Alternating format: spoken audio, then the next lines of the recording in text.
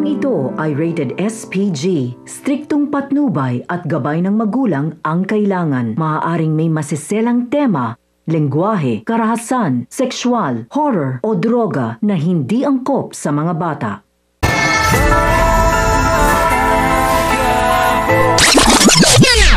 Magiging masaya pa kaya ang pinakamahalagang araw sa buhay ni Mokang dahil sa tensyon na mangyayari?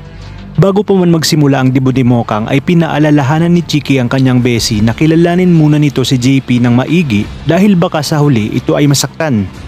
At bago lumabas si Mokang ay labis-labis at emosyonal niyang pinasalamatan ang kanyang mga magulang dahil nagawa nila ng paraan para matuloy ang kanyang debut. At dito ipinakilala na nga ang pinakamagandang dalaga sa gabing yun na si Monica Di Makulangan. Bago magsimula ang pagdiriwang ay pumunta si chairman para siguraduhin walang magiging gulo sa debut ni Mokang. Kaya naman dito sinabi ni Edwin na sisiguraduhin niya umanong walang makakapasok doon na hindi imbitado, lalong-lalo na umano si Tanggol. At nang nakabihis na si Tanggol at ang buong tropa ay agad namang tinanong ni Enting kung ano na ang kanilang gagawin at papaano sila makakapasok sa debut ni Mokang. Sinabi ni Tanggol na hahanap sila ng tiyempo at di na nga nagtagal. Nang ipakilala na ang escort ni Mokang ay bigla namang pumasok itong si Tanggol. At dahil sa dami ng taong nakatingin ay wala na nga silang nagawa upang mapigilan pa si Tanggol. Habang isinasayaw ni Tanggol si Mokang ay panayhiyawan naman ng mga taong naroroon at inaasar na nakajackpot umano si Tanggol. Habang si JP naman at ang kanyang mga kaibigan ay takang-taka kung bakit hiniyaan ni Mokang na makapasok si Tanggol.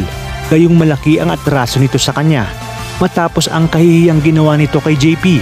Di na rin nagtagal ay nagsimula na ang kutilyo ni Mokang at dito na rin nagpabida si JP at kinuha ang pagkakataon upang maisayaw si Mokang.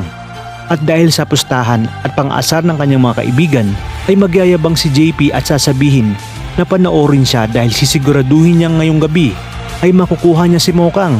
Kaya naman dito mapapansin ang pagiging madikit nito kay Mokang na tila ba sinasamantala ang pagkakataon upang makatsansing sa dalaga. Ngunit ano kayang gagawin ni Tanggol matapos niyang makita na hinihipuan ng tukbol na si JP si Mokang? Ipaparanas niya kaya kay JP ang walang humpay na pambubugbog na masigit pa nga sa ginawa niya kay David na siyang sisimulan ng tensyon kung bakit masisira ang gabi ni Mokang? Kanino kaya papanig ang debutanting si Mokang, kapamilya? Kaya namang kapit lang kapamilya dahil marami pa tayong dapat abangan.